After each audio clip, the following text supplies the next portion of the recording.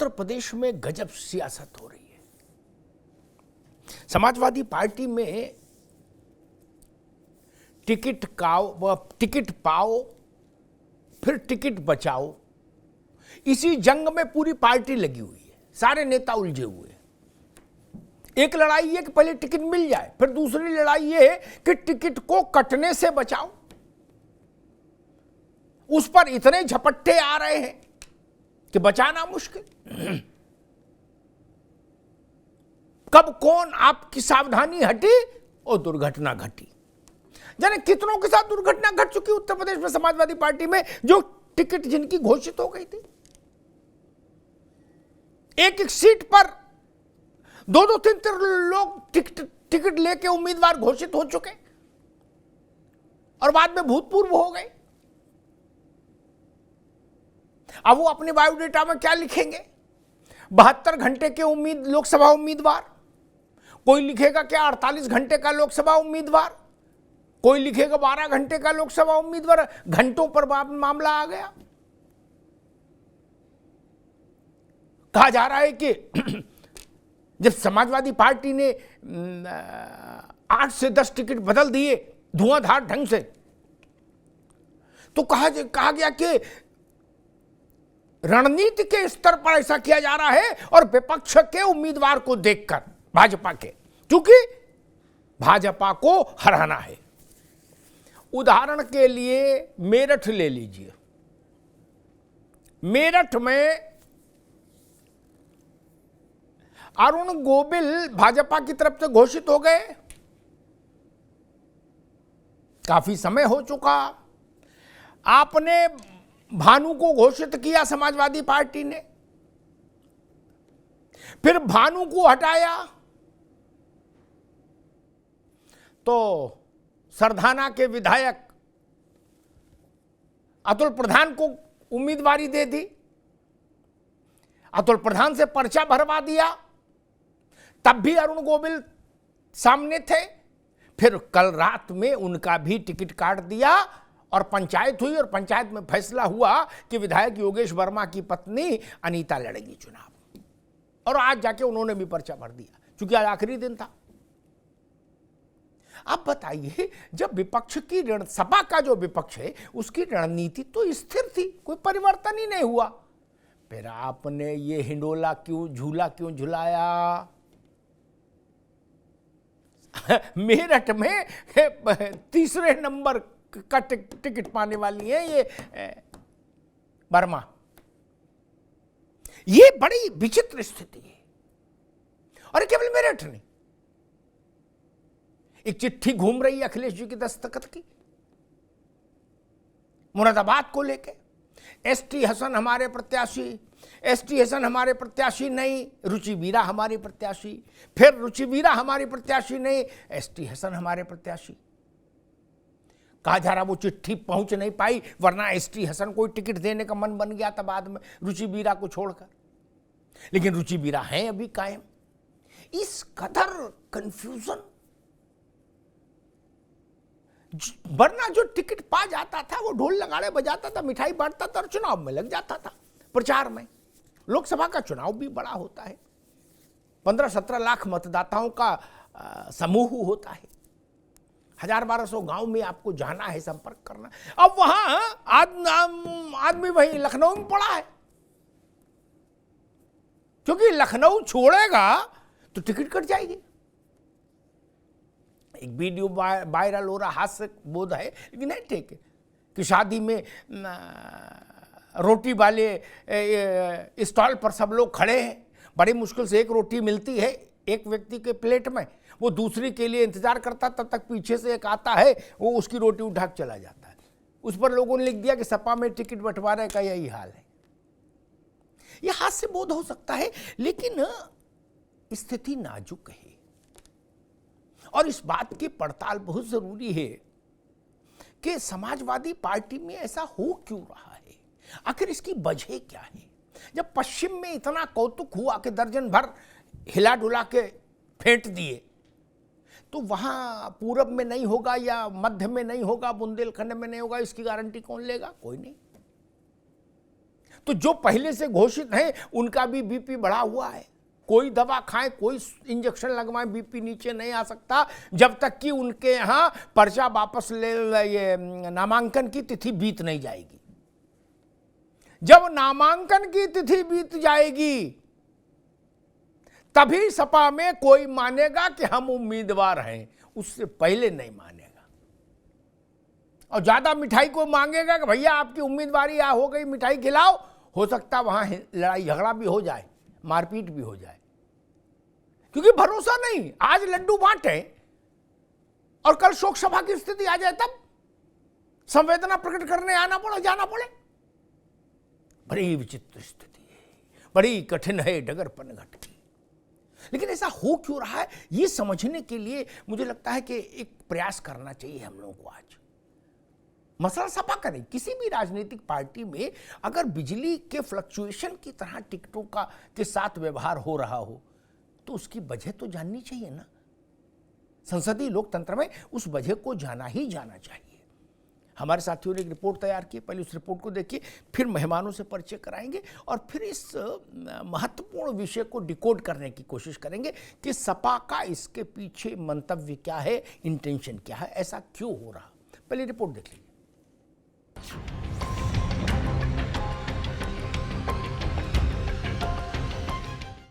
मैं समझता हूँ माननीय राष्ट्रीय अध्यक्ष जी ने जब ये फैसला लिया है तो कुछ सोचा होगा, समझा होगा। आदरणीय शिवपाल सिंह जी की जगह अगर एक युवा चेहरे को यहाँ पे उतारा जाए तो कहीं ना कहीं पार्टी को और फायदा होगा। उन लोगों को धार में भी प्रत्याशी नहीं मिल पा रहे हैं तो कांग्रेस के नेता अपना आपा खो चुके हैं। अब ये अखिलेश यादव का कोई प्रयोग है या केवल संयोग, क्योंकि एक के बाद एक सीट पर टिकट का संकट समाजवादी पार्टी में हर रोज नए संग्राम का सबब बना है। क्योंकि हाल ऐसे हैं कि सुबह किसी को टिकट मिलता है तो शाम को कट जाता है, फिर जिसे शाम को टिकट मिलता है तो सुबह उसका पत्ता कट जाता है। और फिर ऐसा ही हुआ अब मेरठ में भी। इस बार यहां भी उम्मीदवार बदला दूसरी बार। दरअसल मेरठ सीट पर सपा ने पहले भानु प्रताप को अपना प्रत्याशी बनाया था, फिर बदले समीकरण में अतुल प्रधान को प्रत्याशी बना दिया। अतुल प्रधान ने अपना नामांकन भी दाखिल कर दिया। फिर बुधवार की शाम बदलाव की बिसात पर बदल गया अतुल प्रधान का भी टिकट। यहां अब पूर्व विधायक योगेश वर्मा की पत्नी सुनीता वर्मा को टिकट दिया गया है। वहीं टिकट बदलने पर तेवर दिखा रहे अतुल प्रधान अब कह रहे हैं जो पार्टी का फैसला वो मंजूर है। राजनीति में और सामाजिक जीवन में कई बार अलग अलग तरीके के मोड़ आते हैं और मैं समझता हूँ माननीय राष्ट्रीय अध्यक्ष जी ने जब ये फैसला लिया है तो कुछ सोचा होगा, समझा होगा और शायद इसलिए भी हम लोगों को बुलाकर कहा कि हम लोग पार्टी के पुराने कार्यकर्ता हैं और उन्होंने हमेशा कोशिश की है कि भाई मदद हो। तो मेरा मानना यही है कि जो पार्टी ने फैसला किया उसको स्वीकार करना। मेरठ में शाम के संग्राम से पहले सुबह बागपत में भी सपा ने अपना प्रत्याशी बदला था। यहां मनोज चौधरी की जगह ब्राह्मण चेहरे अमरपाल शर्मा को टिकट दिया गया। इससे पहले रामपुर, मुरादाबाद, गौतम बुद्ध नगर में भी 2 से 3 बार टिकट बदला गया। बदायूं में बदलाव की चर्चा लखनऊ तक जा पहुंची है। लगातार पूर्व में भी जब नेताजी यहाँ से गए थे तो आदरणीय धर्मेंद्र यादव जी को एक युवा के तौर पे बदायूं को सौंप के गए थे। तो कहीं ना कहीं इसी को देखते हुए जनता ने और यहाँ के हमारे जो प्रभारी हैं सब लोगों ने इस बात को रखा कि आदरणीय शिवपाल सिंह जी की जगह अगर एक युवा चेहरे को यहाँ पे उतारा जाए तो कहीं ना कहीं पार्टी को और फायदा होगा। वहीं बसपा के इस विकट संकट पर राष्ट्रीय लोकदल मुखिया जयंत चौधरी ने भी चुटकी लेते हुए लिखा है कि विपक्ष में किस्मत वालों को ही कुछ घंटों के लिए लोकसभा प्रत्याशी का टिकट मिलता है और जिनका टिकट नहीं कटा उनका नसीब। सपा के अलावा कांग्रेस में भी कई सीटों पर कलह और असमंजस का आलम है। इसी कड़ी में सीतापुर कांग्रेस ने पूर्व मंत्री नकुल दुबे का टिकट काटकर राकेश राठौर को मैदान में उतारा है। विपक्षी खेमे की उपापोह पर सीएम योगी ने भी तंज किया है। किसी भी अन्य दल के पास प्रत्याशी ढूंढे हुए नहीं मिल रहा है। उधार में प्रत्याशी ला रहे हैं और उन लोगों को उधार में भी प्रत्याशी नहीं मिल पा रहे हैं, तो कांग्रेस के नेता अपना आपा खो चुके हैं। बहरहाल चुनाव दहलीज पर खड़ा है और विपक्षी खेमे में टिकटों पर ही दंगल सजा है। वहीं समाजवादी पार्टी में हर रोज और हर पल बदल रहे टिकटों पर सवाल यही है कि आखिर क्या है कलेश, कैसे फैसला ले रहे हैं अखिलेश। सवाल ये भी है कि क्या ये कोई प्रयोग है या पार्टी में तनाव। पश्चिम में एक बड़ा बदलाव तो अभी बदायूं पर होना है, क्योंकि वहां शिवपाल सिंह यादव ने लाइन खींच दी, लक्ष्मण रेखा खींच दी। अब गेंद अखिलेश जी के पाले में है। अगर अखिलेश जी बदायूं में शिवपाल सिंह यादव की बात नहीं मानते और उनके बेटे आदित्य को लड़ने की अनुमति नहीं देंगे, तो परिवार में फिर संघर्ष हो सकता है, फिर टकराव जैसी स्थिति पैदा हो सकती। ये बात चल रही है, इसलिए एक बदलाव और होना है। अभी वहां अभी पाले खिंच गए हैं, अखिलेश जी को तय करना है। मेहमानों से आपका परिचय करा दें। प्रशांत पटेल, भारतीय जनता पार्टी के प्रवक्ता प्रशांत पटेल का स्वागत है। अमन पांडे, आरएलडी के प्रवक्ता अमन पांडे जी का स्वागत है। नावेद शिकोह जी, राजनीतिक विश्लेषक, नावेद जी का स्वागत है। समाजवादी पार्टी के प्रवक्ता प्रोफेसर भुवन भास्कर जोशी अभी कुछ क्षणों में हमारे साथ जुड़ेंगे। नावेद शिकोह, मैं ये समझना चाह रहा हूं कि ये मन की मौज है, जिसको उत्तर प्रदेश की लोक भाषा में चकल्लस बोलते हैं, कि भाई मेरे मन की मर्जी, बोले जाओ नावेद लड़ो लखनऊ से। फिर घंटे पर बाद कह दिया अमन, नावेद ने अमन लड़ेंगे। फिर 2 घंटे बाद कह दिया नहीं अब प्रशांत पटेल तुम लड़ो, मेरी मर्जी। या इसके पीछे मन की मौज नहीं, कोई सियासी गणित है, कोई रणनीति है, कोई स्ट्रेटेजिक सोच है। नावेद शिकोह, चूंकि आती हो गई, ऐसा कभी नहीं हुआ, किसी पार्टी में नहीं हुआ। अखिलेश यादव जी बहुत कंफ्यूज हैं और बहुत तनाव में हैं।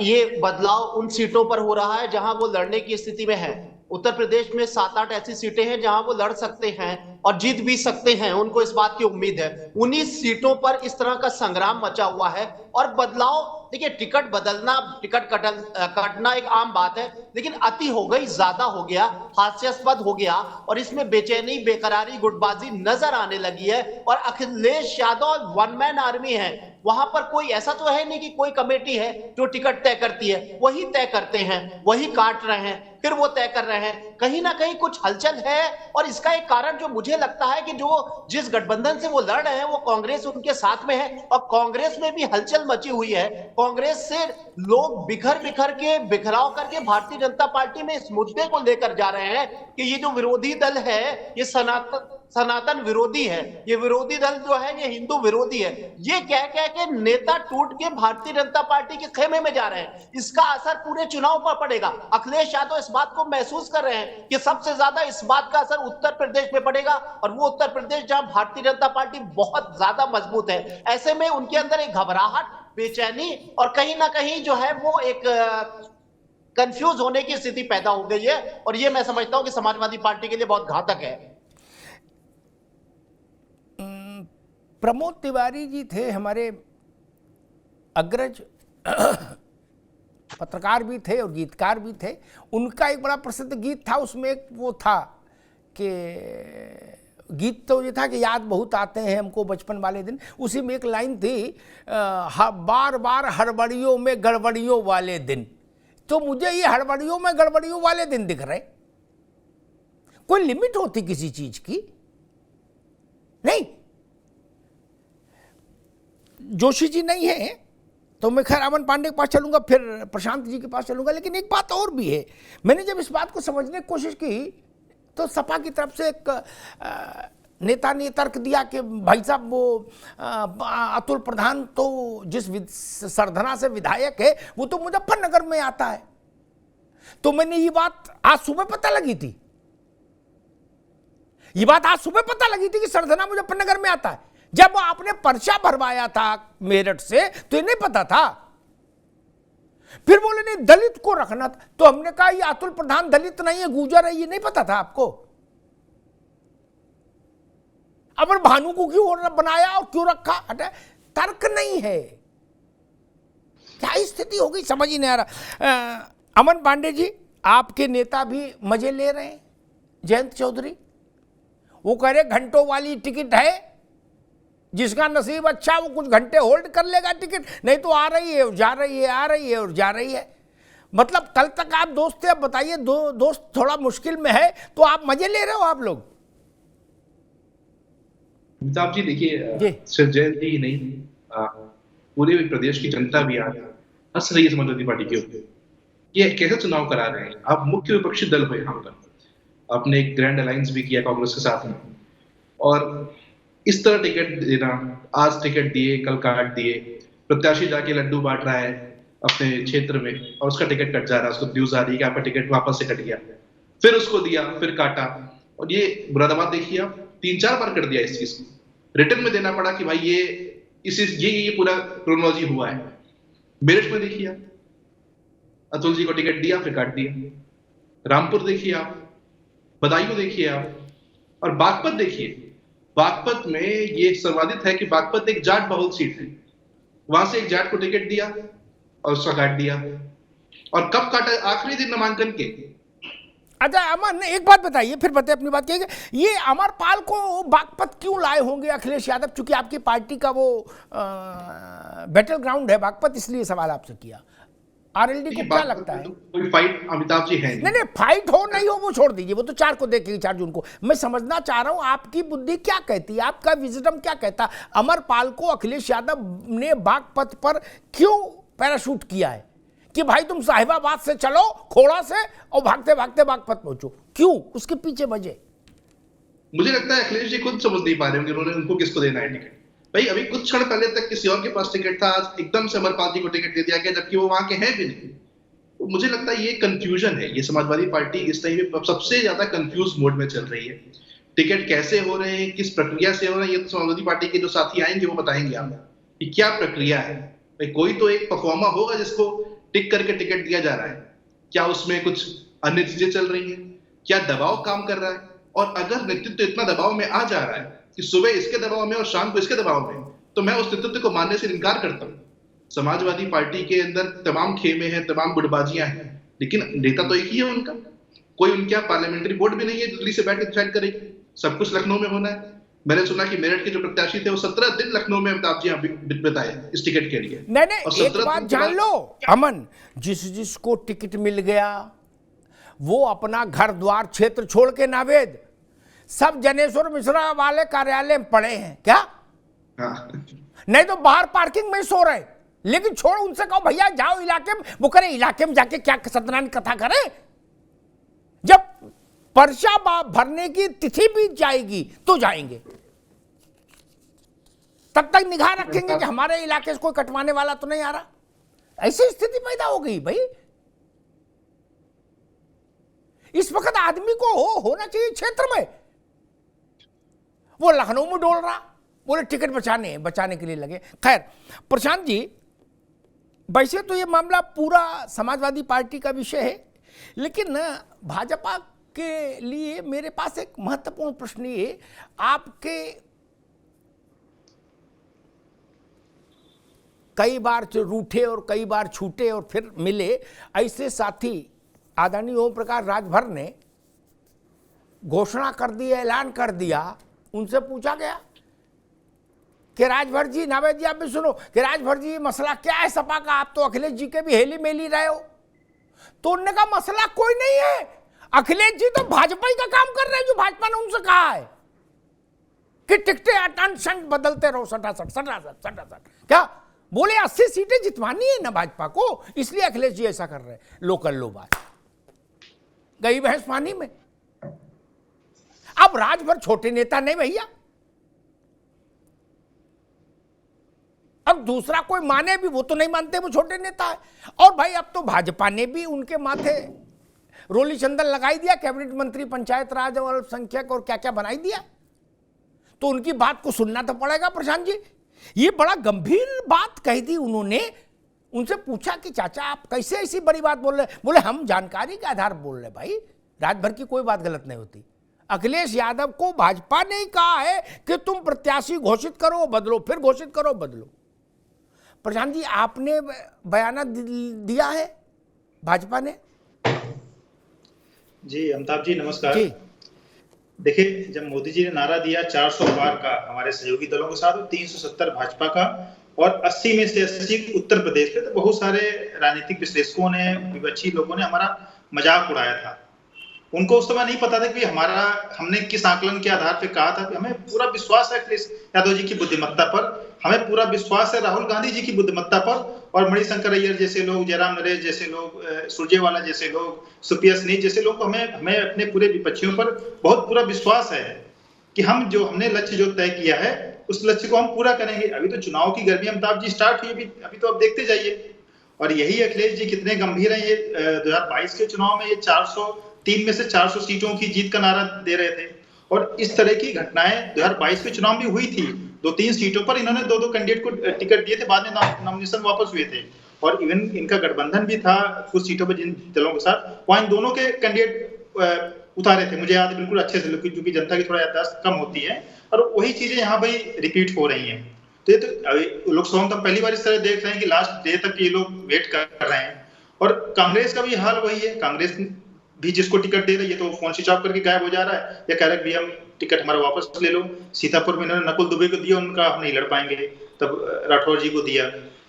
राजस्थान में 2 लोगों को दिया इन्होंने, राजसमंद और एक और सीट थी, वो के दोनों कैंडिडेट अपना मोबाइल स्विच ऑफ करके गायब हो गए, तो उनका फिर टिकट बदला गया। तो इस तरह की हालत कई जगहों पर है। कांग्रेस कह रही है हमसे टिकट लो, लेकिन अब वीरेंद्र सिंह को सारे लोग कह रहे थे मथुरा से टिकट देंगे, अब वो पता नहीं क्या वो भी बेचारे डर गए, वो आ गए भाजपा में। तो कांग्रेस से भी कोई लड़ने के लिए तैयार ही नहीं है, टिकट ये दे रहे हैं, कोई टिकट लेने के लिए तैयार नहीं है। और मुझे तो एक on serious note Amitabh ji कहूंगा कि देखिए, जब तक मुलायम सिंह यादव जी जीवित थे, उनका दिमाग जब तक काम कर रहा था समाजवादी पार्टी के लिए, तब तक समाजवादी पार्टी राजनीतिक रूप से ठीक डायरेक्शन में चल रही थी। हार जीत एक अलग विषय है। मुलायम सिंह जी के जाने के बाद ना ही इनके पास कोई ऐसा थिंक टैंक बचा है, या जो अच्छे नेता थे, जो कुछ सोचते थे, जो अखिलेश जी को अच्छी सलाह दे सकते थे, वो किनारे लगा दिए गए। शिवपाल जी भी कहीं तरीके से उनको भी फंसाने का वहां प्रयास किया गया। उन्होंने पहले तो वहां पे चुनाव क्षेत्र में गए नहीं, फिर उनके बेटे गए, अब कह रहे नहीं हम नहीं लड़ेंगे, बेटे लड़ेंगे। तो कहीं के उनकी भी राजनीतिक बल लेने का प्रयास किया जा रहा था। जो धर्मेंद्र यादव, वो भी उनको मैं समझदार नेता मानता हूँ, उनको भी बधाइयों से वहां पे आजमगढ़ में फंसा दिया। वो भी कहीं के अंदर से नाराज है, भले ही वो बोल नहीं पा रहे हैं। तो कोई भी मन से समाजवादी पार्टी में काम नहीं कर रहा है, तो इस तरह के डिसीजन आने स्वाभाविक है। जावेद शिको राजभर ने बोला इसलिए हंसने की बात है, ऐसा भी नहीं। क्या भाई, राजभर भी कोई दुकान तो चलाते नहीं परचूनी की। राजभर भी 100% पॉलिटिकल आदमी, 24 घंटे राजनीति में रहते। और अगर वो आदमी माइक पर ये कह रहा है कि हमें पता है अखिलेश यादव भाजपा का काम कर रहे, बात वो गलत कह रहे सही कह रहे। मैसेज जब एटा इटावा फरुखाबाद से होता हुआ कुशीनगर पटरौना न जाएगा, तब एक इसका अर्थ क्या निकलेगा। और दूसरा, कहा जाता है भाई बीजेपी बहुत प्रेशर टैक्टिक्स इस्तेमाल करती है, हाथ मरोड़ देती है दाएं बाएं से। इस देश में इंदिरा गांधी के खिलाफ भी लोगों ने प्रत्याशी उतारे और लड़े। क्या ऐसा किसी ने किया कि सोमवार को रामलाल, मंगल को फिर मोतीलाल, बुधवार को श्यामलाल? नावेद जी जी देखिए, अखिलेश यादव के ऊपर पूरा दारोमदार है, और उत्तर प्रदेश में विपक्षी दल अकेला वही है, सही मायने में अगर देखा जाए मजबूत अगर कोई दल है। और वो इतनी अपरिपक्वता कर रहे हैं, उसका एक कारण है कि वो परिपक्व है ही नहीं। अगर उनका रिकॉर्ड देखा जाए तो वो कोई चुनाव जीते ही नहीं है अखिलेश यादव। और एक बड़े फैसले होते हैं टिकट का तय करना, चुनाव लड़ना, खासतौर से लोकसभा चुनाव। एक तो ये चीज हो गई। दूसरी, राजभर की जो बात आपने कही है, राजभर के जो उनका बयान है उसके 2 मायने हैं। एक तो ये कि विपक्ष अगर कमजोर है या वो अपनी बेवकूफियों से गलत तरीके से चुनाव लड़ रहा है, गलत तरीके से टिकट का वितरण कर रहा है, गलत तरीके से वो अपने घर के कमरे में बैठा हुआ है और सत्ता के खिलाफ मुखर नहीं हो रहा है, तो ये सारी बातें भी ये तय कर देती हैं कि हम सत्ता का फायदा पहुंचा रहे हैं, सत्ता पक्ष के को किसी तरह से जो है दोबारा जीत के लिए रास्ता दिखा रहे हैं। एक तो ये इसके मायने निकलते हैं। दूसरे मायने अगर दूसरे नजरिए से देखिए, जिसमें कई लोग ये बात कहते हैं कि विपक्षी दल और उनके नेता डरे हुए हैं क्योंकि जेल में जाने का मौसम चल रहा है और ये वो राजनेता हैं, ये वो पूर्व मुख्यमंत्री हैं जिन्होंने सत्ता की है और कई ऐसे घोटाले हैं जिनकी फाइलें सामने रखी हुई हैं। भैया ये शिद्दत से लड़ते हैं। नावेश को एक मिनट रुको भाई। जयप्रकाश जी से लेके और ननकू तक 2.25 लाख आदमी जेल में डाल दिया गया था। यह भी नहीं पता था घर वालों को किस जेल में है आदमी, जिंदा है कि मर गया। तब भी चुनाव हुआ तो लोग लड़े कि नहीं लड़े? ये अजब प्रचार फैला दिया, बोले भाजपा वाले जेल भेज देते इसलिए सब डर गए। इंदिरा गांधी ने तो जेल में डाल दिया था सबको ही, right from Loknayak to Nanku, सब जेल में थे। ये जेपी नहीं है, ये जेपी का एक नाखून बराबर भी नहीं है, क्योंकि इनके अंदर जज्बा और इनके अंदर ऐसी भावना कोई नजर नहीं आती। नहीं जेपी नहीं, अरे भाई जेपी थोड़ी ना चुनाव लड़े। मैं कह रहा हूं उस समय भी लोग चुनाव लड़े जी, लेकिन ये वो नेता नहीं है। ये सब हेलीकॉप्टर पे घूमने वाले नेता हैं और इनके अंदर ये है कि अपना परिवार को बचा के चले, अपनी पार्टी का अस्तित्व बचा के चले, और इनको जेल की सलाखों से डर लगता है, इनको विरोध करते हुए डर लगता है। एक तो ये बात हुई। दूसरी बात जो मुझे लग रही है, जो अखिलेश यादव की घबराहट की और कंफ्यूज होने की जो स्थिति है, इसके पीछे मुझे एक साफ बात नजर आ रही है कि एक भगदड़ मची हुई है विपक्षी खेमे में। भगदड़ ये मची हुई है कि लोग भाग रहे हैं और भारतीय जनता पार्टी के गोद में बैठने के लिए बेचैन है, जैसे कि कांग्रेस में भी नजर आ रहा है। इसका कारण यह कि नेता और कार्यकर्ता ये कोई विचारों से नहीं होता है, ये किसी एक की वफादारी नहीं निभाता है, ये किसी पार्टी का नहीं होता है। ये देखता है और ये महसूस करता है कि हम विपक्ष में रह के सत्ता के वनवास कब तक से हैं। आने वाला भविष्य भी जो है वो भाजपा का उनको नजर आ रहा है और वो भाग रहे हैं, जैसा कि हो रहा है। और कांग्रेस में भी यही हो रहा है, हर आदमी भाग रहा है, कह रहे हैं सनातन का अपमान हो रहा है इसलिए भैया हम जा रहे हैं, सनातनियों को हिंदुओं का विरोध हो रहा है, राम मंदिर कोई जा नहीं रहा है इसलिए हम भाग रहे हैं, हमें घुटन महसूस हो रही है। ये अखिलेश यादव क्या भी हो रहा है और अखिलेश यादव की बेचैनी ये है कि इनको टिकट दे देंगे वो भाग जाएंगे। और यह भागने का सवाल ये नहीं है कि जो भाग रहा है वो टिकट के लिए भाग रहा है कि भारतीय जनता पार्टी उसको टिकट दे देगी। भाजपा तो टिकट भी नहीं देगी, उसके तो बड़ी लंबी लाइन है, लेकिन वो दरवाजे खोले हुए हैं कि आप आ जाओ, कम से कम आप सत्ता ठीक है, पार्टी के ठीक है नावेद भाई, आपके 2-4 काम हो जाएंगे। ये भगदड़ भी है अखिलेश यादव की, कहीं ना कहीं घबराहट है। बहुत सारे लोग मेरी जानकारी के हिसाब से आयन वक्त पर समाजवादी पार्टी छोड़कर भारतीय जनता पार्टी में पर नहीं टिकट मिल रहा है। ठीक है नावेद भाई, अभी रुको। एक चूंकि नावेद जी ने कहा भगदड़ मची है, तो एक सार्वजनिक हित में एक सूचना मैं भी जारी कर दूं।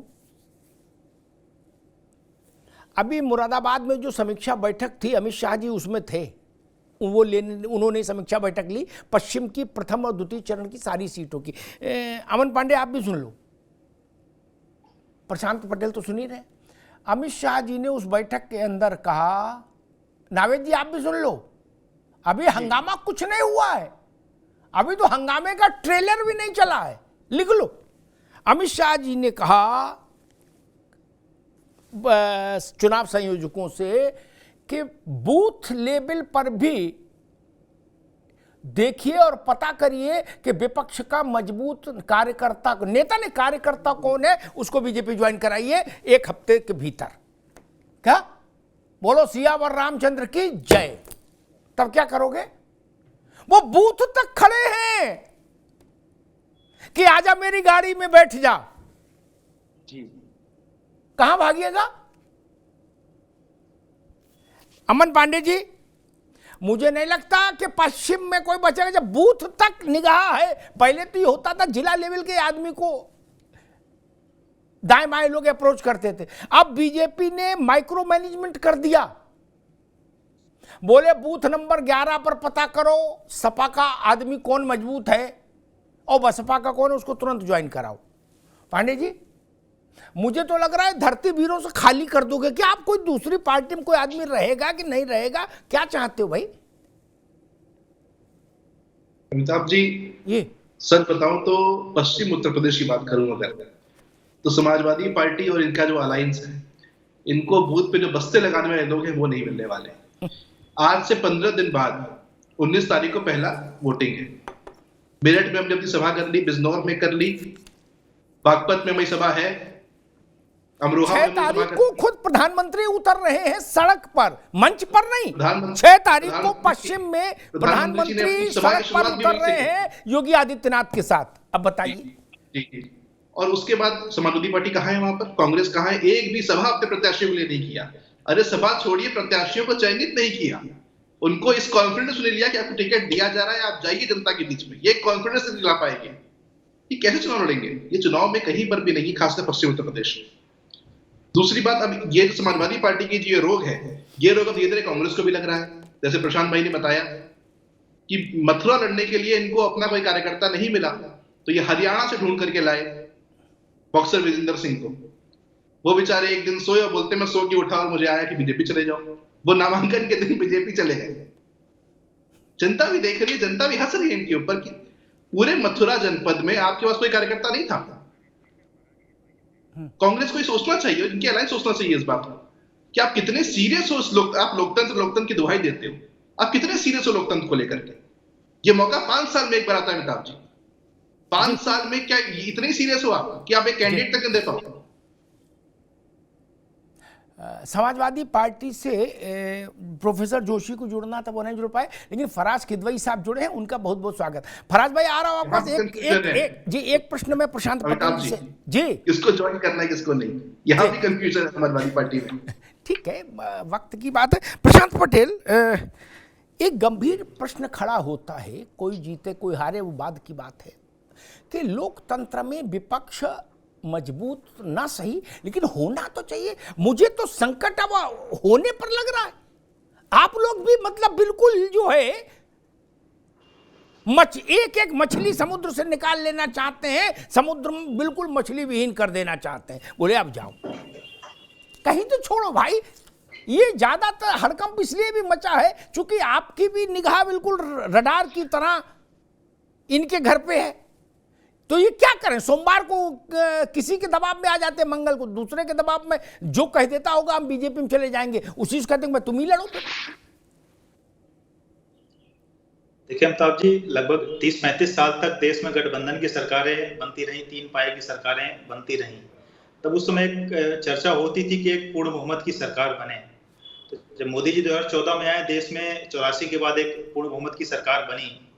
अब 10 साल हमारे सरकार का हो गया, ये लोग 10 साल का ही ये विपक्ष में लोग रह करके नहीं झेल पाए। इन दलों की इतनी मजबूती थी, कमजोरी सी क्या कहिए। हम लोग लगातार, हमारी पार्टी लगातार मजबूत होती जा रही, देश की जनता का लगातार विश्वास बढ़ता जा रहा है। साल दर साल हमारा वोट परसेंटेज बढ़ता जा रहा है, जबकि होता पहले ये था कि एक पार्टी सरकार रहती थी, 5 साल बाद उसका वोट परसेंटेज घटता था, लोग छोड़ करके जाते थे। लेकिन यहाँ तो उल्टा हो रहा है, जनता हमारे साथ जुड़ रही, नेता भी हमारे साथ जुड़ना चाह रहे हैं। और दूसरी बात, अब हमने मजबूत एक सरकार बना ली, अब हमसे भी यही उम्मीद किया जाए कि मजबूत विपक्ष भी दें। तो ये तो बड़ी बात बेमानी हुई। हमारी जिम्मेदारी तो मजबूत सरकार बनाने की है, मजबूत विपक्ष बनाने की जिम्मेदारी तो विपक्ष के लोगों की। वो लोग मजबूत विपक्ष बने, वो लड़े। 10 साल में ये लोग थक गए। हम लोग तो 30-40 साल पहले, जनसंघ में तो हमारी सरकार कभी केंद्र बनी नहीं, प्रदेश में कई का बनती थी मिला जुला करके। उसके अलावा भी हम जब 80 में हमारी पार्टी बनी, हम तो 96-98 में हमारी सरकार किस तरह बन पाई जोड़ तोड़ करके। तो हम लोग तो लंबे समय तक विपक्ष में रहे, अन्य प्रदेशों में भी विपक्ष में रहे। उत्तर प्रदेश में 15 साल हमने वनवास झेला, लेकिन फिर भी हम लोग विचारधारा के आधार पर मजबूत रहे। हमारे शायद ही कोई गिने चुने नेता जो वैचारिक रूप से जुड़े होंगे पार्टी छोड़ करके गए होंगे, लेकिन हमारे नेता तो दूसरी पार्टी में छोड़ करके नहीं गए। हम लोग संघर्ष करते रहे। तमिलनाडु में देखिए, हमारे नेता संघर्ष कर रहे हैं, जेल जा रहे हैं। कुछ भी आप लिख दीजिए तमिलनाडु सरकार के बारे में, जेल भेज दे, लेकिन हमारे लोग लड़ रहे हैं। हमारा वोट परसेंटेज लगातार तमिलनाडु जैसे साउथ वाले राज्यों में भी बढ़ रहा है ना। तो कम से कम विपक्ष के नेताओं को भी तो इतनी वैचारिक मजबूती रखनी चाहिए। बड़ी बड़ी बातें करने से कार्य थोड़ा हो जाएगा। ठीक है प्रशांत पटेल। फराज किदवई साहब जुड़ गए हैं, समाजवादी पार्टी के प्रवक्ता। फराज भाई, ये टू मच टाइप का मामला हो गया नहीं? भाजपा, कांग्रेस, सपा, बसपा छोड़ भी दो, तब भी सामान्य आदमी भी कह रहा है कि भाई अति कर दी। कुछ तरीका है। आदमी गया, लड्डू को ऑर्डर दिया, जब तक लड्डू उसके घर टेम्पो से उतरे तब तक उसका टिकट कट गया। और उसके टिकट काटने पर ऐसे ऐसे तर्क दिए जा रहे हैं जो टिक नहीं रहे। बोले ये अतुल प्रधान मेरठ के नहीं थे, सरधना तो मुजफ्फरनगर में लगता। तो मैंने कहा आपकी पार्टी के एक बड़े नेता से कि आपको ये बात अब पता लगी, पहले नहीं पता था अतुल प्रधान का विधानसभा क्षेत्र कहां लगता है। फराज भाई, आपको नहीं लग रहा कि कुछ स्थितियां का होता है ना कि अनकंट्रोल्ड हो गई, समझ ही नहीं आ रहा कौन लड़ेगा, कहां से लड़ेगा, क्यों लड़ेगा। जितना भी आपका प्रत्याशी है और काटने वाला और पाने वाला, वो सब तो लखनऊ पड़ा, वो क्षेत्र में आ ही नहीं रहा। उससे पूछो कहां, वो बोले भैया लखनऊ है। बोले क्यों? बोले टिकट बचानी है। दूसरे से पूछो, वो कह रहा टिकट कटवानी है इसलिए लखनऊ। फराज भाई जी, अमिताभ जी, आप बहुत दिनों बाद मैं आपकी एक बात से सहमत हो रहा हूं जी। कि सही बात है, समझ में नहीं आ रहा है कि मीनाक्षी लेखी का टिकट काहे काट दिया। क्या उन्होंने ईडी का सवाल पूछा था इसलिए, या अचानक डॉक्टर हर्षवर्धन ने क्यों संन्यास ले लिया, या उत्तर प्रदेश की बात करें तो अचानक बाराबंकी से इनके सिटिंग सांसद का टिकट कट जाता है, और फिर गाजियाबाद में भी यही होता है। अमिताभ जी, समझ में नहीं आ रहा है कि भारतीय जनता पार्टी के पास प्रत्याशी नहीं है कि कांग्रेस से ये आयात कर रहे हैं। अरे साहब, कभी देखिए तो जनार्दन रेड्डी को लिए चले आ रहे हैं, कभी देखिए तो ये क्या नाम है, इनको कोयला घोटाले के जो आरोपी थे उनको लेकर के चले आ रहे हैं। मतलब आप ये देखिए कि भ्रष्टाचारियों की एक बड़ी जमात भारतीय जनता पार्टी में अमिताभ जी शामिल हो रही है। अभी हमारे भाई भारतीय जनता पार्टी के प्रवक्ता पिछले 10 साल की कुछ बात कर रहे थे, मैं ठीक से नहीं सुन पाया। अरे साहब, पिछले 10 साल में आपने भारत की अर्थव्यवस्था से लेकर, फराज भाई अर्थव्यवस्था पर चर्चा फिर करेंगे, अभी नहीं। अभी टोटल मतलब जिसको बोलना चाहिए ना, पॉइंट ब्लैंक पॉलिटिक्स, नो अर्थव्यवस्था। सॉरी, वो विश्व बैंक की रिपोर्ट बाद में ना।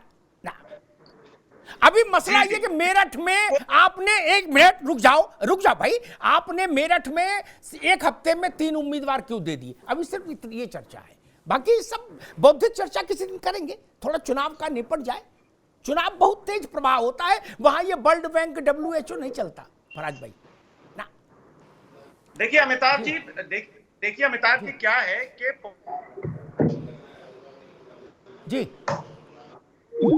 जी भाई,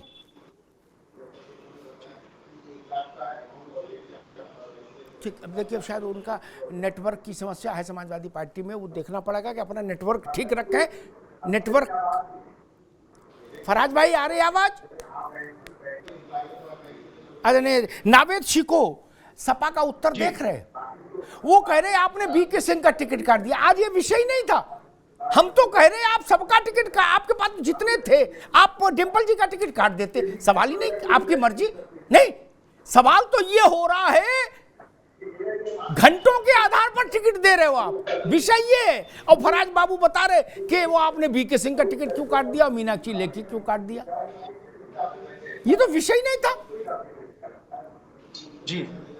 हाँ, अगर ये हालत है तो फिर तो मतलब क्या कहेंगे फिर नवेश को?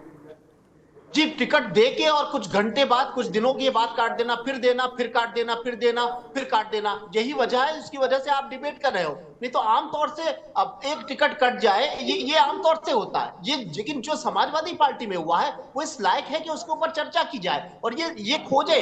समाजवादी पार्टी का वोटर भी ये जानने की कोशिश कर रहा है कि आखिर हो क्या रहा है। हमारी पार्टी जिस पर वो विश्वास करता है, वहां सब इतना कंफ्यूज क्यों है? टिकट दे के काटना और फिर उसको काट के फिर नया दे देना और फिर एक दे देना। ये एक बड़ी पार्टी है, उत्तर प्रदेश का बड़ा विपक्षी दल है, जिसके अच्छे खासे नेता है, खानदानी नेता है अखिलेश यादव जी। तो ये प्रश्न उठेगा और चर्चा होगी, और सवाल भी ये उठेगा कि आखिर अखिलेश यादव, भाई ये कहा जाता है योगी जी के ऊपर मोदी जी हैं, मोदी जी के ऊपर संघ है, समझ में आती है बात।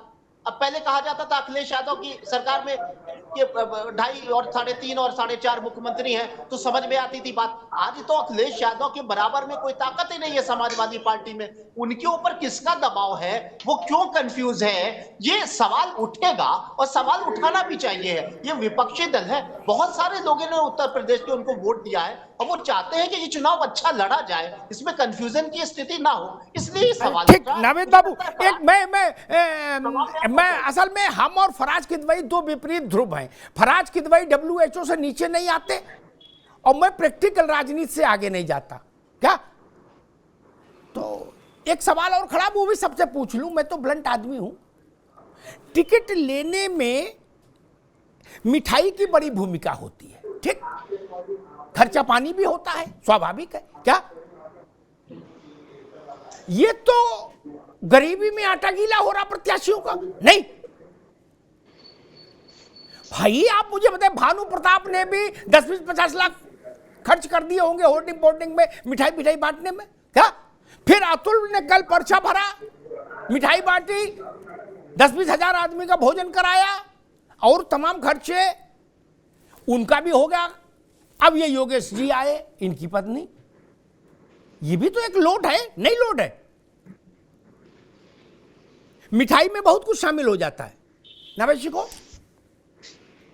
जी, जाहिर सी बात है कि टिकट के ऊपर एक अच्छा खासा खर्चा होता है और पार्टी को चंदा के तौर पे दिया जाता है। ये खुली हुई बात है, हर पार्टी में जो ज्यादातर आप देखते होंगे कि कोई बिल्कुल गरीब आदमी आजकल लोकसभा नहीं लड़ सकता है। उसकी वजह जिसकी माली हैसियत करोड़ों में होती है उसी को टिकट दिया जाता है, इसलिए दिया जाता है। और उसमें कोई बुराई भी नहीं है कि भाई चुनाव हम तुम्हें टिकट दे रहे हैं, तुम भैया कुछ जनता तक जाने के लिए तुम्हारे पास संसाधन होना चाहिए। हो सकता है कि पार्टी के पास ज्यादा संसाधन ना हो, तो जाहिर सी बात है कि बाकायदा एक अमाउंट होता है और इसमें माली हैसियत भी देखी जाती है और वो पार्टी रसीद भी कटवाता है, चंदा भी देता है। उसके बाद अगर टिकट कटता है तो उसके बाद क्या वो पैसा वापस चला जाता है, वो खर्चे का पार्टी फिर से दोबारा देती है। मैं ये नहीं कह रहा हूं समाजवादी पार्टी, फरहाद भाई नाराज हो जाएंगे, ये होता होगा भारतीय जनता पार्टी में भी। बसपा भी बड़ी बदनाम है, कांग्रेस में भी कुछ इस तरह होगा। हालांकि कांग्रेस पहले उल्टा पैसा देती थी ये कहा जाता है, लेकिन ये बात जरूर है कि इतनी डावाडोल जो स्थिति है इसके ऊपर काफी लोगों में नाराजगी और गुटबाजी की स्थिति पैदा होगी और विपक्ष जो कमजोर कहा जाता है अगर और भी कमजोर हो जाएगा तो ये नुकसान जनता के लिए ही होगा, क्योंकि विपक्ष की एक ताकत होना। ठीक है नावेद भाई।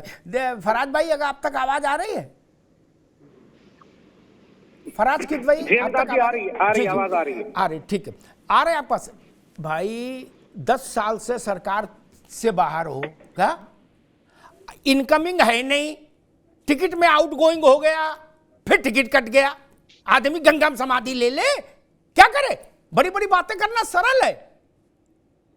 जिनके टिकट कटे हैं, एक मिनट फरहाद भाई, एक मिनट, जिनके टिकट कटे हैं उनकी, उनमें से 1-2 की व्यथा कथा मैंने सुनी है, क्या उनको ढांढस बनाना मुश्किल। फरहाद कित भाई साहब, ऐसा आपके स्मरण में, आप तो वो सब डेटा वेटा का काम अच्छे से रखते हैं, हिसाब से सारी चीजें, आता है कि कहीं इतने बड़े पैमाने पर घंटों के आधार पर टिकटों को अदला बदला गया हो ताश के पत्ते की तरह? ऐसा कोई उदाहरण इसके पैरेलल हो तो बताइए। नहीं अमिताभ जी, देखिए आप मुझसे सीनियर हैं, राजनीतिक एनालिसिस में आप बोल सकते हैं और आप 35 साल यही सब कवर कर रहे हैं। देखिए पॉलिटिक्स में क्या है, सियासत में क्या है कि आदमी जो है, कोई भी पॉलिटिकल पार्टी हो, वो एक एक सीट को देखती है कि हर सीट पर हमको चुनाव जीतना है। आज समाजवादी पार्टी के साथ क्या है उत्तर प्रदेश में अमिताभ जी, कि एक तरफ तो हम भारतीय जनता पार्टी से लड़ रहे हैं, दूसरी तरफ हम बहुजन समाज पार्टी हमारे पीछे पड़ी हुई है, तीसरी तरफ ओवैसी साहब बीजेपी से हाथ मिलाए हुए हैं, चौथी तरफ आरएलडी जो है वो सत्ता की लालच में भारतीय जनता पार्टी की तरफ चला गया है। तो अगर कोई टिका हुआ है भारतीय जनता पार्टी के खिलाफ, मैं फिर से बोलूंगा तो जननायक आदरणीय अखिलेश यादव जी टिके हुए हैं। और रही बात टिकट कटने के अमिताभ जी, तो मैं मतलब ये है कि एक बार मेरे साथ भी ऐसा हुआ है, लेकिन सवाल ये है कि जो कार्यकर्ता है, जिसकी उस विचारधारा में यकीन है, बिलीव है अमिताभ जी, वो ईमानदारी से उस पार्टी में रहता है और उसकी मदद करता है। आप देखिए कि धर्मेंद्र प्रधान जी हो और चाहे एसपी हसन साहब हो, दोनों ने अनेक बार कहा कि हम समाजवादी पार्टी के कार्यकर्ता हैं, समाजवादी पार्टी का जो डिसीजन है, आदरणीय अखिलेश यादव जी का जो डिसीजन है वही फाइनल है। और धर्मेंद्र प्रधान जी का सुबह का बयान था हमारे कार्यालय से कि हम जाकर के वर्मा जी का वर्क करेंगे। तो ये तो समाजवादी पार्टी में फरहाद कित भाई, एक मिनट रुको। ओम प्रकाश राजभर आपको औरों से बेहतर इसलिए जानते हैं चूंकि वो आपके गठबंधन में रहे हैं, और गठबंधन में ऐसे नहीं कि संजय चौहान जैसे दबंगई वाले गठबंधन में रहे, वो अखिलेश यादव के बिल्कुल साथ खड़े होते थे, पीछे नहीं। शिवपाल जी को तो तब भी हैंडल पे बैठा दिया, लेकिन ओम प्रकाश को कभी हैंडल तो नहीं बैठाला आपने। उनका तो रौला चौला ठीक था, पियर का चाचा। उनने कहा आज कि अखिलेश यादव तो बीजेपी का ही काम कर रहे हैं। बीजेपी वालों ने तो उनसे कहा है कि तुम ये टिकटों का अदला बदली करते रहो। बोले 80 में 80 जीतनी है हम लोग को, इसलिए अखिलेश यादव को भी काम पे लगा दिया है और वो बाहर से सहयोग कर रहे हैं, सहयोगी भूमिका में। फराज किद भाई, अमिताभ जी, इतिहास रहा है कि जब जब कोई बड़ी लड़ाई किसी नायक ने लड़ी है तो उसके ऊपर से चौतरफा हमले हुए हैं। अरे कौन सी पानीपत की लड़ाई लड़ रहे हो महाराज, प्लासी की? आप भी गजब कर रहे हो, ऐसा बना दे रहे हो जैसे प्लासी की लड़ाई लड़ रहे हो। उससे बड़ी लड़ाई, अरे रहने दो महाराज, ये 1977 से भी बड़ी लड़ाई है कि जहां पर हमको ये देखना है कि चुनी हुई सरकारें गिराई जा रही हैं। अमिताभ जी, हमको ये देखना है कि खुलेआम बेईमानी चंडीगढ़ में हो रही है, खुलेआम लोकतंत्र का अपहरण करके उसको बंदी बनाया जा रहा है। ठीक है फराज किद भाई, आपको एक मिनट रुक जाओ, अभी रुक जाओ। मुश्किल ये है फराज, समाजवादी देखो, एक तो जोशी जी आए नहीं, फराज किद भाई आए मुश्किल से, तो उनने ये तय करके आज भाई सवाल का जवाब नहीं देना, बाकी सारी बात करनी है। खैर एक टिप्पणी उनके रेडी रेफरेंस के लिए कर दूं, वो आगे भी बहसों में जाएंगे कई चैनलों में, मेरे मित्र इस नाते मेरा फर्ज है कि मैं कुछ अगर जानकारी है तो उनको दे दूं। इंदिरा गांधी ने 56 बार चुनी हुई सरकारें बर्खास्त की थी, क्या?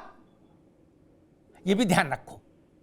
अमिताभ जी, ठीक, 20 सेकंड रुक जाओ ना, अभी नहीं, दोबारा में आएंगे तब तक गूगल में उसको खोजो, तब तक गूगल में खोजो क्या है उसका इन आउट। फिर रुक जाइए, अभी नहीं।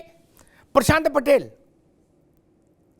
वो कह रहे हैं कि 77 से भी बड़ी लड़ाई है और जननायक उस लड़ाई को लड़ने के लिए मैदान में है, इसलिए ये सब स्थितियां पैदा हो गई हैं कि घंटों के आधार पर टिकट देना पड़ रहा, चूंकि हम लगातार थर्मामीटर लगाए हुए हैं और चेक कर रहे हैं टेम्परेचर उस इलाके का।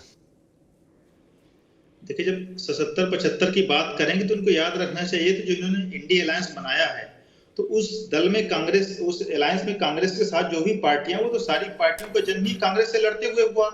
वो सब लोग तो उसी मामले में मीसा के तहत जेल गए। लालू जी ने तो अपनी बेटी का नाम मीसा भी रख दिया उस कानून के आधार पर, और आज वही लोग सब कांग्रेस की गोदे बैठ गए। आम आदमी पार्टी जिसका जन्म ही कांग्रेस के भ्रष्टाचार का विरोध करते हुआ, उसके विरोध में उन्होंने सरकार बनाई, आज उनके साथ गठबंधन कर ली। तो आपका क्या वैचारिक आधार रह गया है? जिनके विरोध में आपकी पार्टी बनाई, कांग्रेस और भाजपा के अलावा अधिकतर, और कम्युनिस्ट पार्टी को छोड़ दिया जाए, अधिकतर जितने क्षेत्रीय दल है उनका प्रादुर्भाव ही कांग्रेस विरोध पर हुआ है। आप उन्हीं कांग्रेस के साथ बैठ गए, और जो भ्रष्टाचारी पार्टियां थी वो भी उनके साथ होकर के बैठ गई। तो ये अब उनको कमी इनको स्वीकार करनी पड़ेगी। क्या है कि अखिलेश जी डिसीजन नहीं ले पा रहे हैं, अब जननायक कहते रहिए, महानायक कहते रहिए, उससे कोई बहुत अंतर नहीं पड़ने वाला। और नावेद जी ने बिल्कुल सही बात कही थी अभी कि अखिलेश जी ने तो अपने दम पे कोई चुनाव जीता नहीं।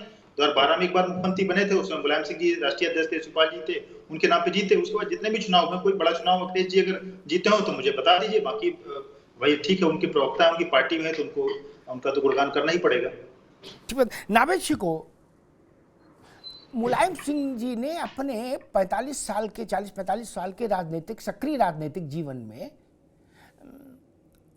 जब वो पहली बार विधायक बने तब तक तो बड़े नेता नहीं थे, या रामनेश की मंत्रिमंडल में मंत्री बने तब भी बहुत बड़े नेता नहीं थे, लेकिन जब वो मुलायम सिंह हो गए, वो भी उनको 30 से 1 साल का टेन्योर मिला सक्रिय राजनीति का, जब वो पत्ते अपने हिसाब से सेट कर सकते थे।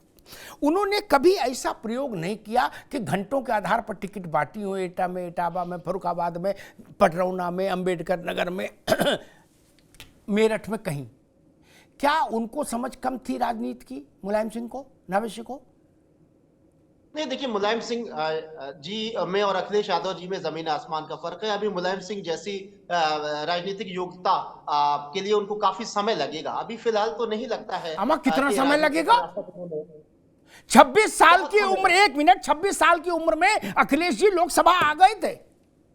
हाँ जी, उसके बाद भी ये मान के चलिए कि अब उनके करीब नजर नहीं आते हैं। उनकी राजनीतिक विरासत उन्होंने अभी पूरे तरीके से वो परिपक्व नहीं है, ये बात समझ में आती है, क्योंकि मुलायम सिंह यादव जी एक बहुत ही परिपक्व और देश के बहुत बड़े नेता थे। राजनीतिक समझ उनके अंदर जितनी थी, देश के कुछ ही चंद ही ऐसे राजनेता हैं जिनमें इतनी समझ हो। अभी यही मुझे लगता है कि अभी फराज भाई ने भी इस बात को कबूल किया कि चारों तरफ से ये घिरे हुए हैं। इनको सिर्फ भारतीय जनता पार्टी से लड़ाई नहीं लड़नी है, इनको मायावती का भी खतरा है, इनको पटेल फैमिली का भी खतरा है, इनको ओवैसी का भी डर है, और इस बीच में भगदड़ का भी डर है। और यही एक कारण है कि कहीं ना कहीं दबाव में वो इस तरह की कुछ फैसले कर रहे हैं जिसमें वो खुद कंफ्यूज नजर आ रहे हैं। लगभग फराज भाई ने इस बात को कबूल किया, दबाव बहुत है और लड़ाई बड़ी है, और इस लड़ाई में चौतरफा घिरे हुए हैं जिसमें मायावती से भी खतरा है और ओवैसी भी उनको डरा रहे हैं।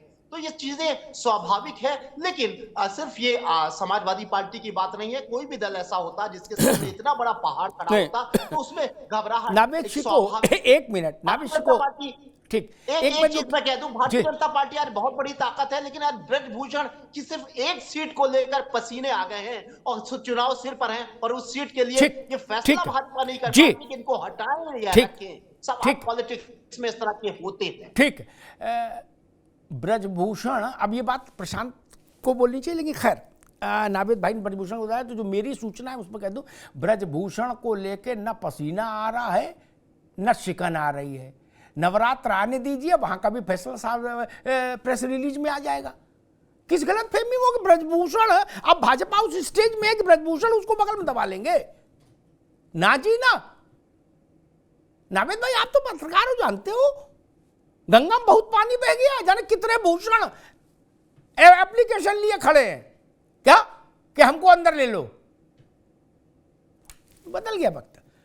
बहुत सारे जितने लोगों के टिकट कटे हैं उनमें बहुत सारे लोग ऐसे हैं जिनका बड़ा औरा था। लोग कहते थे उनका टिकट नहीं कट सकते, काट दिया ना। तो ब्रजभूषण का मैंने कह रहा देंगे कि नहीं देंगे, और नहीं देंगे तो ब्रजभूषण क्या करेंगे? कुश्ती करेंगे? कुछ नहीं करेंगे। वो एक ट्वीट करेंगे कि मैं पार्टी का सिपाही हूं और पूरी निष्ठा से पार्टी को जिताऊंगा। क्या भैया, सच को देखो, दाएं बाएं न भटको।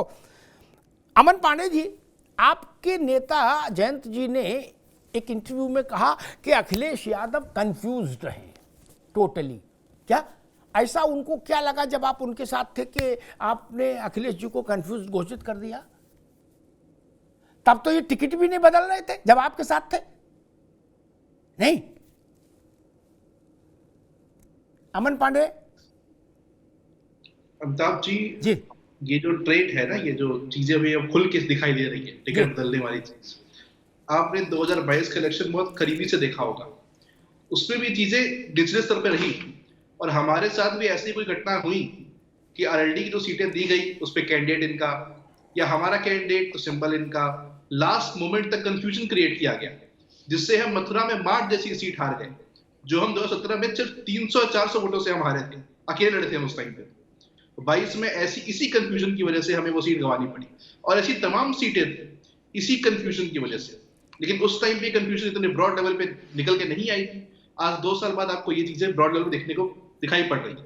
यही कंफ्यूजन की बात जयंत जी ने भी की कि समाजवादी पार्टी का जो नेतृत्व है कंफ्यूज है, और इसी को अब जग जाहिर हो गया ये चीज। हम इसको पहले ही समझ गए थे, और हमने भी देखा कि हमें एक नेतृत्व की तरफ जाना चाहिए जो कि ठोस निर्णय लेता है, जो कि सबके भलाई के लिए काम करता है, उसके पास हम जाएं, और जो जनमानस की भावना को समझता है उससे उसके साथ हम हाथ मिलाया जाए। जी ठीक बात। फराज भाई, 2 छोटे-छोटे प्रश्न। एक, आपके पूर्व सहयोगी कह रहे हैं कि समाजवादी पार्टी की टॉप लीडरशिप कंफ्यूज्ड है, अटर कंफ्यूज्ड। और दूसरी बात, मेरी समझ ये कहती है कि शिवपाल सिंह यादव ने लक्ष्मण रेखा खींच दी।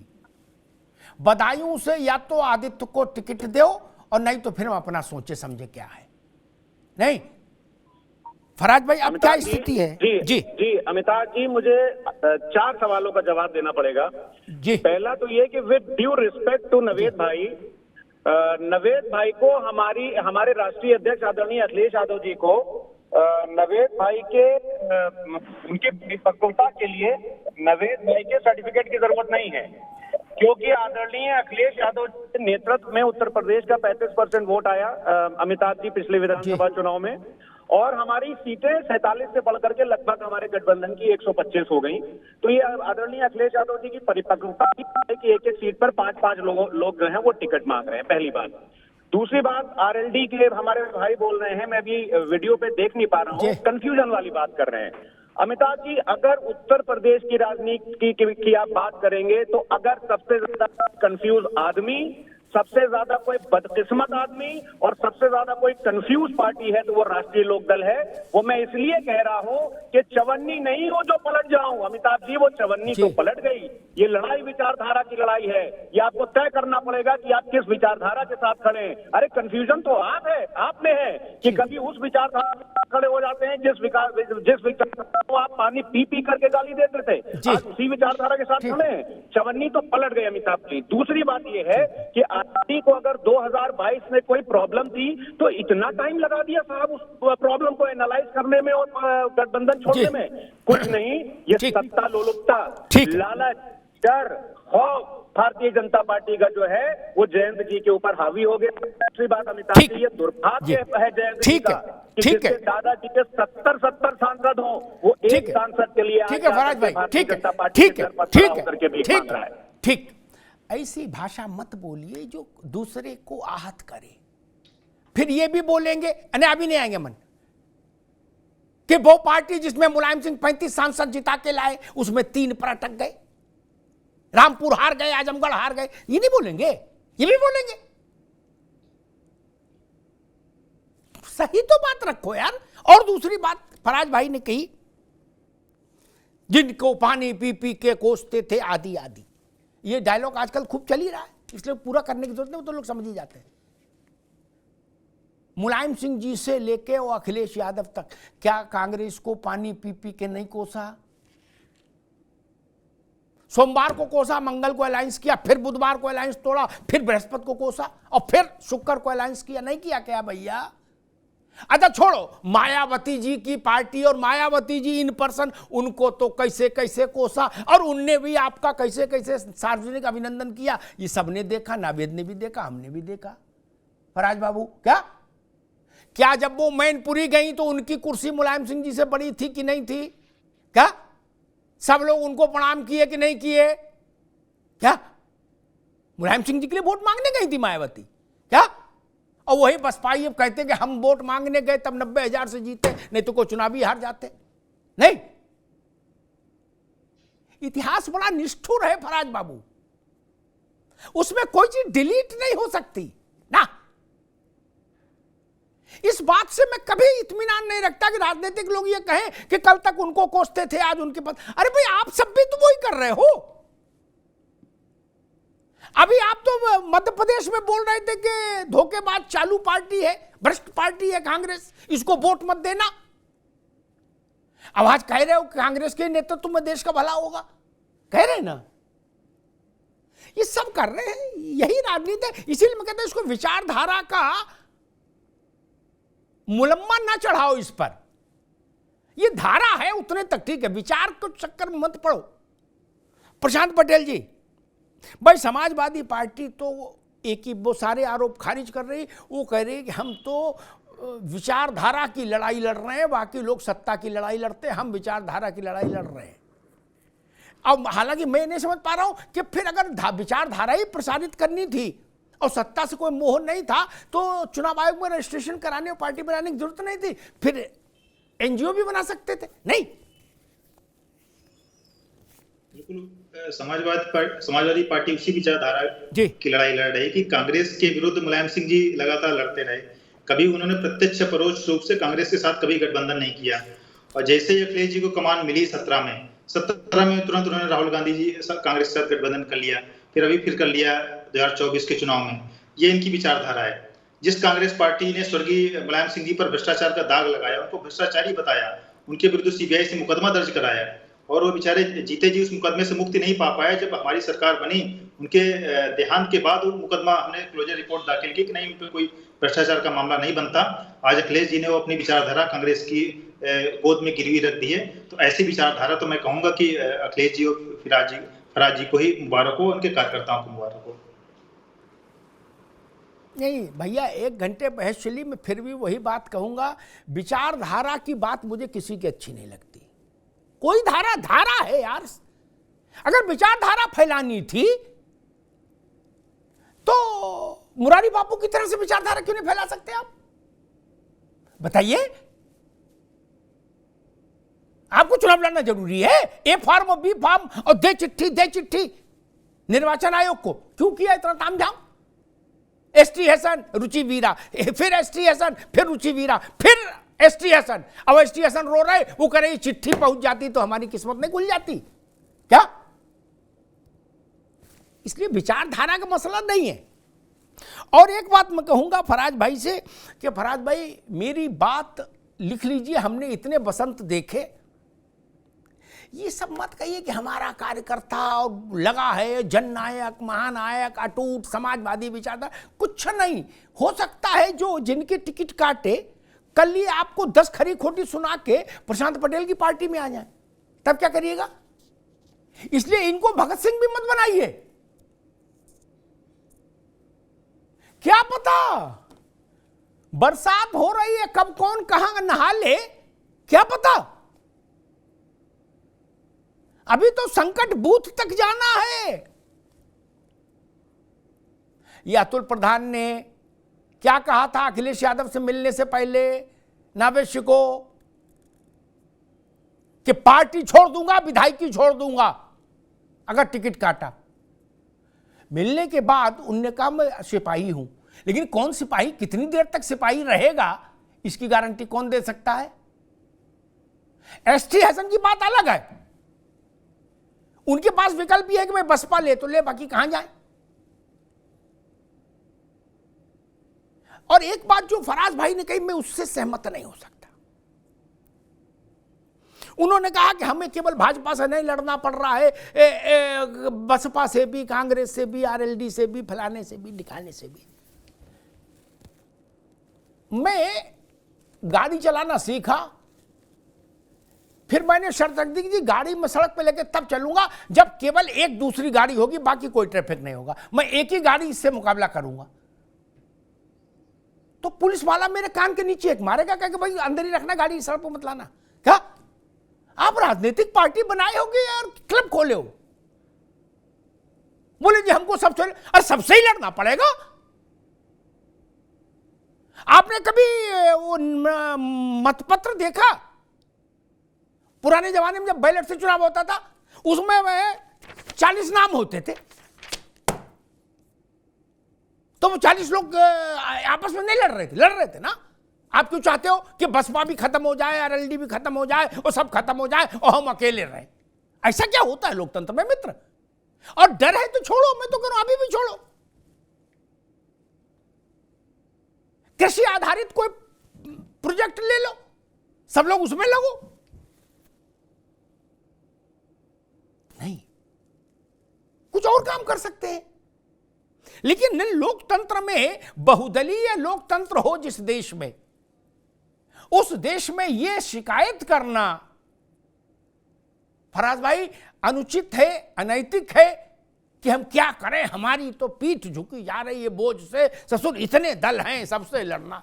अरे भाई आप चुनाव आयोग की वेबसाइट पे जाइए, वहां सुलगती चट्टान, धधकती बारूद है, अंधेरी रातें, डमडम डिगा डिगा ढाल पार्टी, और क्या चीज, ये 6000 पार्टियां हैं। आप उनको खत्म करा देंगे? कल को नावेशी को अपनी पार्टी बना ले, हैं? कौन रोक लेगा? अगर ट्रैफिक में गाड़ी चला सकते हैं तभी कुशल ड्राइवर कहलाएंगे क्या? चुनाव तो मल्ल युद्ध है मित्र, सर्वाइवल ऑफ द फिटेस्ट। जो सबसे ज्यादा सक्षम है उसी की उत्तरजीविता होगी, बाकी सारी बातें भाषण है, अर्थहीन है। उत्तर प्रदेश के 15 करोड़ लगभग मतदाता हैं इस बार, अगर मैं सही याद कर रहा हूं। 15 करोड़ लोग जिसके पक्ष में जिसको बहुमत देंगे, मेरे लिए वही सही होगा, वही वरेण्य होगा, बाकी सारी बातें बेकार। लोकतंत्र का मतलब ही इतना सा है। चुनाव में आप अगर नहीं जीत रहे और फिर आप ये कहो कि हम बड़ी लड़ाई लड़ रहे हैं व्यवस्था परिवर्तन की, देश परिवर्तन की, नहीं। किसके लिए लड़ाई लड़ रहे हैं? देश तो आपको मान ही नहीं रहा। देश आपको मान नहीं रहा ना, प्रदेश मान नहीं रहा, मानता तो करता। और 35% वोट हमारे नेता के चेहरे पर आया, ये बात अर्ध सत्य है फराज भाई। मैं कहना नहीं चाहता था, लेकिन मुझे लगा कि नहीं, तराजू बराबर रहना चाहिए। उस 35% में राजभर थे, सोनेलाल पटेल की पत्नी और बिटिया थी पल्लवी, संजय चौहान थे, केशव थे, अजीत सिंह की पार्टी थी, जयंत की पार्टी थी, ये सब लोग थे उस 35% में। आप भाई सब लोगों ने चंदा करके नाश्ता किया, और फिर एक आदमी उसमें चतुर निकला, नवेद, उसने कहा मैंने सबको नाश्ता करा दिया। ये बात तो गलत है यार। सबने अपने अपने पैसे दिए चाय के, क्रेडिट आप कैसे ले लोगे? कैसे ले लोगे? यहां तक तो मैं मान लेता कि आप ये कहते हैं भाई इसमें 25% हमारा है और 10% में बाकी हमारे सहयोगियों की भूमिका। आपने सबका क्रेडिट खा लिया। यही बात पल्लवी कह रही हैं। अब आपके साथ आधा दर्जन दल थे कि नहीं थे? उस वक्त आप इसी को कहते थे कि हमने रेनबो बनाया है क्या? अब आपने रेनबो को किनारे कर दिया, बोले जो कुछ वोट आया वो हमारा है। अच्छा मान लीजिए आपके पास तो 35% वोट है, 4 जून को फिर वोट की नपाई हो जाएगी, गिनती हो जाएगी, तब क्या करिएगा? बड़ी शर्मिंदगी की स्थिति पैदा नहीं हो जाएगी?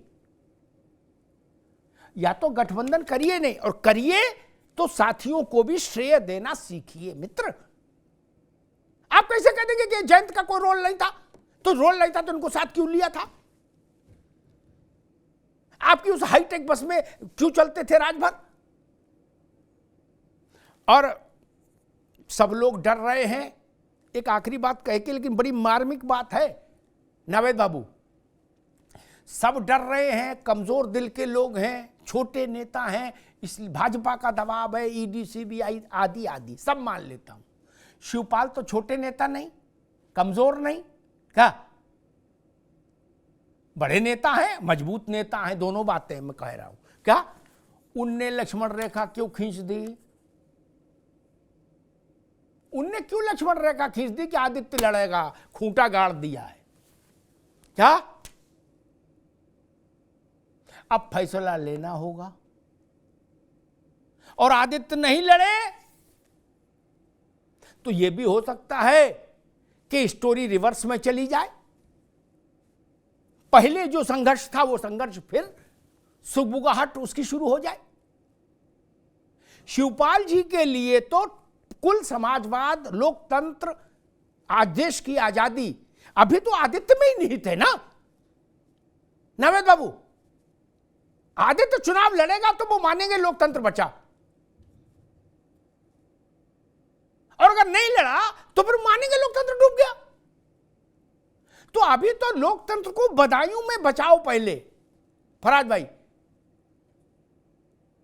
शिवपाल जी के लोग कह रहे हैं कि लोकतंत्र का मतलब शिवपाल जी का बेटा ये आदित्य, इसको टिकट मिलेगा तो हम लोग सर्टिफाइड करेंगे कि लोकतंत्र बचा, और नहीं मिलेगा तो लोकतंत्र डूब गया, तो फिर तो संघर्ष होगा। ये स्थितियां कैसे पैदा हो गई? अतुल प्रधान को छोड़ दीजिए, एसटीएसन को छोड़िए, शिवपाल जी तो एसटीएसन नहीं है ना। और अगर उनको उनके मन में आदित्य को लड़ाना था तो उनको क्यों भेजा आपने बदायूं? पहले बात तो हुई होगी ना। फिर आप कहोगे भाजपा वाले फैलाते। अरे भाई चाचा से तो बात हुई होगी ना कि चाचा लड़ोगे कि नहीं लड़ोगे। शादी नहीं की लेकिन बरातें तो हमने भी बहुत की। ये तो मालूम है टिकट कैसे पड़ते। नवेद बाबू क्या नहीं पूछा गया होगा शिवपाल जी से? और अगर नहीं पूछा गया तो यह और गलत किया गया।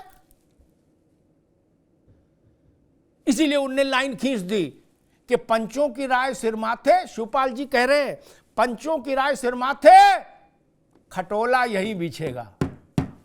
धन्यवाद।